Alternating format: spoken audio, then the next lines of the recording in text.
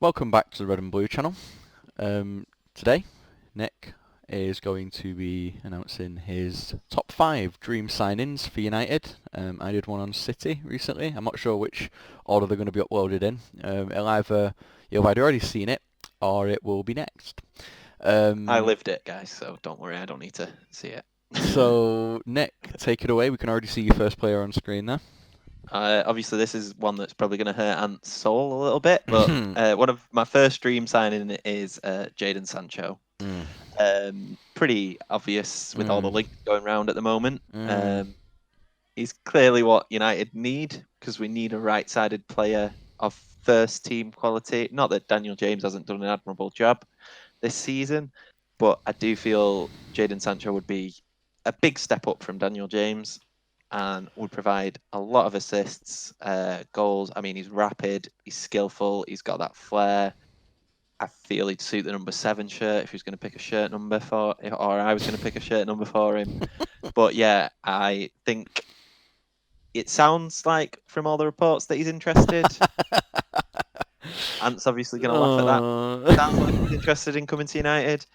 From all the reports and the noise that's coming out of Germany, and was that the noise of him? on it. Was that the noise of him taking the sip from the cup, or was Sip it of water? Yeah, What I'm not looking much into that one, but he's just having a drink. I'm not looking much into that one, but the Athletic. I don't know if you've heard of the Athletic, Ant, but Yeah. it's a group of football journalists, and they're really good journalists. I'm not promoting them because I'm not getting paid, but if you do like football, you should check it out because they really know their stuff. But yeah, they've done a few articles on this and said all the noises at the minute are it's all about agreeing a fee with Dortmund. Everything else seems pretty straightforward, but knowing United, they'll probably mess it up. But yeah, I do really think he'd fit. And he bode well another attacking option. How would that affect your soul if you saw him in a red shirt next season? To be honest, never really saw him in a blue shirt. Never True. played a game. And if I'm being completely honest, and some Blues might give me hate for this, but I never actually saw him, like, gameplay footage of him until it was too late. Because I remember seeing that he'd gone to Dortmund for, like, I think it was like 18 mil. And I thought, 18 mil? I've never even heard of it. I was looking, I was like, well, I had heard of him. This is a random fact. I actually used to work up there, where the players train. I used to see quite a lot of the young players. I remember taking his picture. And I was a bit like, that's him.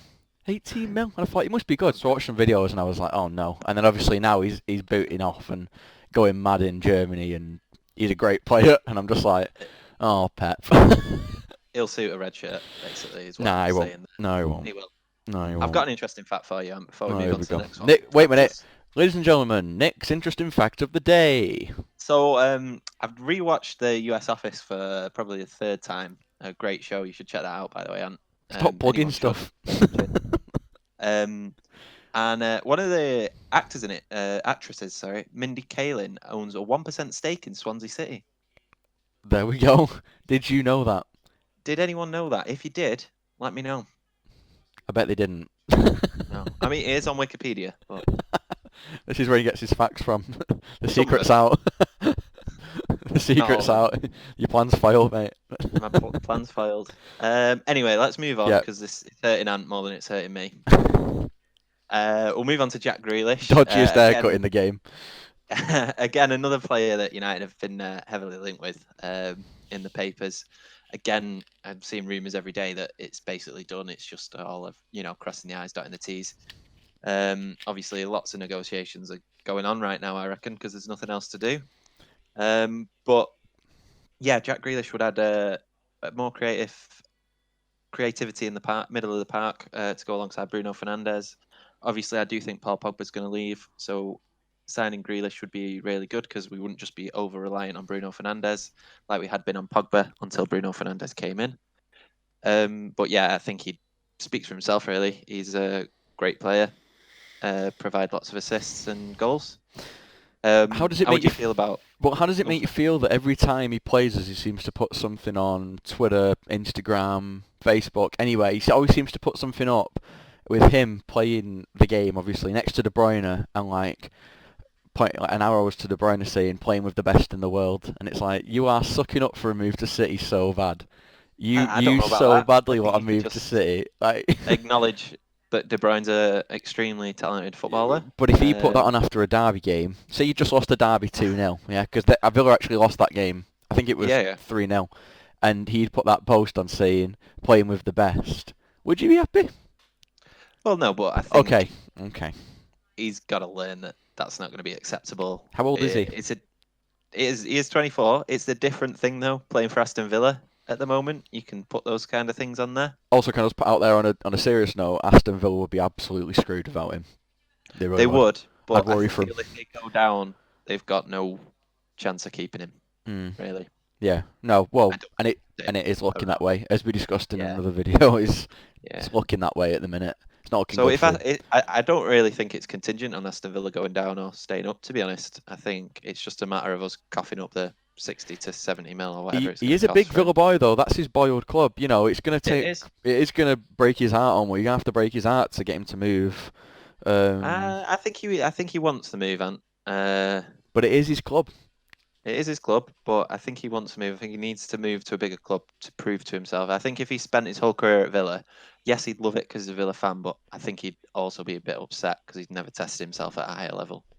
Okay, fair enough. Move on to the next one. Yeah, let's go for it. Thomas Partey. Obviously, Matic has had a bit of a resurgence. No, I've just moved on to Matic from Thomas Partey, but this would be someone I think would replace Matic thoroughly. I don't know if you saw the games against Liverpool with Atletico Madrid. He was by far their best player, I think, on the pitch. Breaking up the play really well. And that's something we've missed, like a proper combative midfielder. Obviously, we've got Scott McTominay who's doing a bit of dirty work and doing bits at the minute. But I feel this guy would add to it. He's definitely a step up, probably from Fred and McTominay. What happens to McTominay then if you bring this guy in? Well, McTominay could still play. How'd that work? He could play Bruno there, McTominay, Bruno on the left, McTominay on the right, and him holding. You got to have rotation, or you can have Grealish on the right, centre mid. Again, rotation. He'd be a rotation player because I think Fred is a good player, but good for rotation. Well, you've got lots of competitions, like you say. You got lots of competitions. Again, this is another one that's possible. Well, it's definitely going to be dependent on Champions League because I think this one is dependent on the Champions League. I think the two before, I don't think personally they're dependent on the Champions League. That's my opinion. Obviously, Atletico are a team that play in Champions League finals quite regularly. 100%. So I do know he's got a release clause in his contract at the moment, though. And obviously, if that gets activated in Spain, it's sort of law that they have to at least negotiate. So obviously, again, you could be saying a player just come in for money, but I don't think it would be. Obviously, this is my dream sort of transfer because it's someone who's competitive. I've also mentioned if I couldn't get him, I'd get someone in like the Wilfred Ndidi mould. Yeah. But again, obviously, that's getting a player out of Leicester, and that's quite difficult, especially Ndidi, I think, is one of their best players as well. Yeah, definitely. So we need someone in that ilk. I've picked him because that's my preferred choice. Yeah. But yeah, we definitely need a combative midfielder, and this would be my dream signing. Okay, fair enough. And then we've got Moussa Dembele. Moussa Dembele. Well, obviously, it depends what happens with Ighalo, but we definitely need another number up front. Obviously, you could say that that's going to hurt Mason Greenwood, but again, we've got rotation. We've got lots of competitions to be involved in. And I think it's healthy to have good competition. And he could bring the best out of Rashford, Martial, and Greenwood because he's been bagging him in for fun. He was bagging him in for fun at Celtic.